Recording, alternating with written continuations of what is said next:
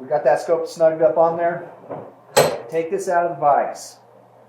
Once again, it never hurts. We're just going to double check. It's unloaded. Okay. So we want to get this adjusted. When I say adjust for eye relief, we're going to move this scope forward and backwards. And what we're looking for is when you look through a scope, you want to have the full field of view. You don't want to have a black ring around the inside. You want to be able to see clearly from side to side.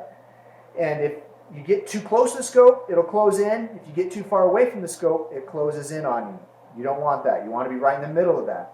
Now to get that so it's comfortable for you and you're going to be the right way every time, it's best to get this rifle mounted to your shoulder. That being said, though, if you've got your eyes open, you're trying to your mind's subconsciously trying to adjust for it itself. So what you'll do is you're going to close your eyes, bring it to your shoulder, open your eyes, and then see where it's at, and then see if you need to move the rifle forward or backward to get that full field of view just right. The other thing you want to do before you start this process, and I'll bring it up a little bit closer again, you can see this is a 4:16 scope. You got your largest field of view on the lowest power. So, that being said, that means you've got more room for error to get it just right. So we're going to crank this thing all the way up to 16 power, which is going to really restrict that field of view. That's where we want to be in the sweet spot. If it's on the sweet spot on the highest power, when we take it out to the lowest power, we've got lots of leeway back and forth, lots of movement. So we're on the highest power. Okay, now I'm going to close my eyes. I'm going to shoulder the rifle, then I'm going to open my eyes and see which direction I need to move.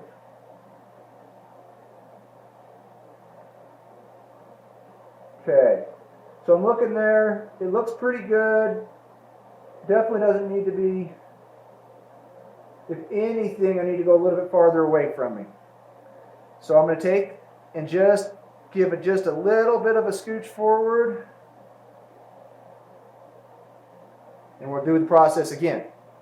So we'll close our eyes, bring this rifle up to where it wants to sit, where it's comfortable for shooting. Open your eye, and you're looking through the scope. You're going to adjust back a little bit more, up a little bit more. I definitely don't want to, let's go back just a touch. One more time. Close our eyes, up, open our eyes. We're looking through that. I can adjust back a little bit, I can adjust forward a little bit, and I don't lose that field of view. That's about where we're going to want it. So we've got that set. Now if you notice, it was important, like I say, that scope's snug, because I'm moving it around right now. That scope's not moving. I can if I want it to, but it's not if I don't want it to. So we'll mount it back up here in the vise, and I'll bring you back up close again. All right, next step, we're going to level the reticle of the scope. And I actually forgot to mention this in the tool section in the beginning. Little line level. Home Depot, like $3-4 for 2 of them. If you have a torpedo level, small torpedo level, that'll work. It's harder to get it in after you got the scope mounted on to find a flat spot on the rifle that's level. It's just you have to kind of work with what the different rifles are different, a little bit different shapes. This seems to work really well for me. I've actually got a flat spot right here on the back of the receiver. And then I've got a flat spot right here on top of the turret cap. To get this level in, I got to set that hammer back though. So I'm going to set that level right there. And you kind of, from your angle, it looks a little off. From my angle, it looks a lot off. So what I'm going to do, see if I can do this without bumping the camera. So I'm going to rotate, loosen the vise. And I'm going to rotate that just until that bubble is just right in that level. Between the lines. I'll come back here, look at it from a different angle. Need to go back just a little bit.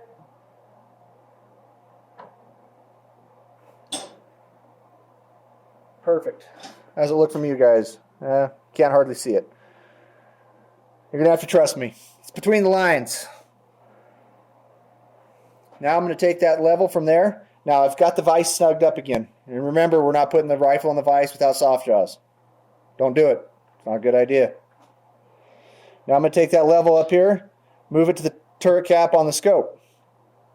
It's flat. Some scopes you can take the turret cap off if it's not flat, and it'll be flat underneath. This is about the best spot though that I've found to use. Now you can see there the bubble's clear over here on this side. I'm just going to take, not moving the scope forward and backward, we've already got that part set.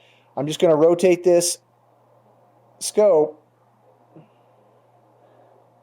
Just, oop, went past it.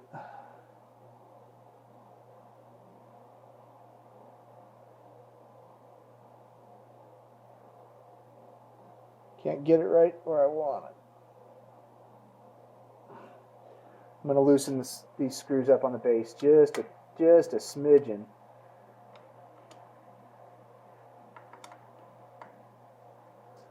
It's just catching on me just a little bit there. There we go. That's better. Oop, yeah.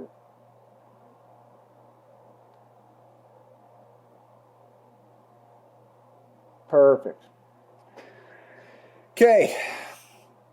Now, we've used Loctite on the base. I personally do not use Loctite on the rings. I've never had any scope ever come loose that way. I've never had a problem. So, if you choose to, you can. It's not going to hurt anything. I just choose not to. Got my short screws now. What I'm going to do is I'm just going to start them in the rings. I'm not even going to snug them up. I just want them in there because I got to tighten the ones up on the base first, because that's that crucial connection point where the scope has to the rifle. So I want to make sure those are set and snugged up. So we're just going to have those started in the threads, like so. Now I'm going to come back. Once again, 15 inch-pounds of torque, guys. Tighten them up too much, you break screws. Seen it done. Might have done it in the past.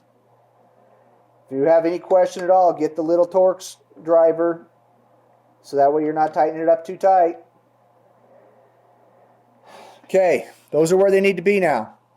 Now this is why I like Warren rings. If you go with other manufacturers' rings, not going to say any names, I've still owned lots of them, loopholed. When you put them on, and this isn't something that's hard to combat, you can fix it, it's easy. It's the two-part, instead of sandwiching this way, it's a bottom and a top. And when you put that top ring on, there's a screw on either side, and you're going to tighten them up.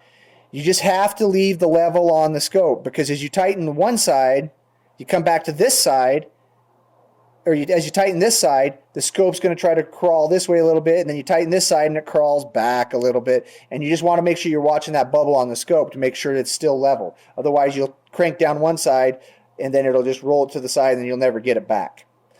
There's other manufacturers that just use a strap system that has a hook on one side, hooks, runs over, and has screws that run in like this. Those ones are notorious. You actually have to start the scope off a level, the direction of the hook, because as you tighten down those screws, it will twist that scope, and there's nothing you can do about it. So it's kind of a guessing game. I choose not to use that particular brand for that very reason. Warren rings, though, bottom and top, you tighten up the bottom, get them snugged up on the base so they're clamped down onto the base system. Then we just come back up here to the top.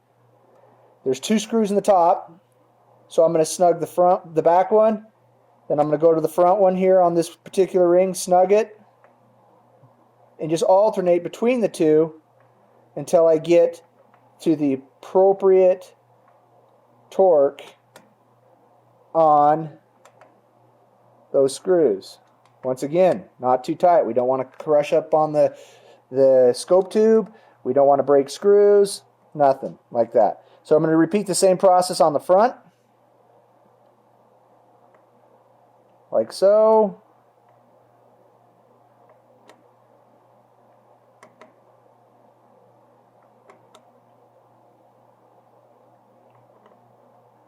All right. That's that.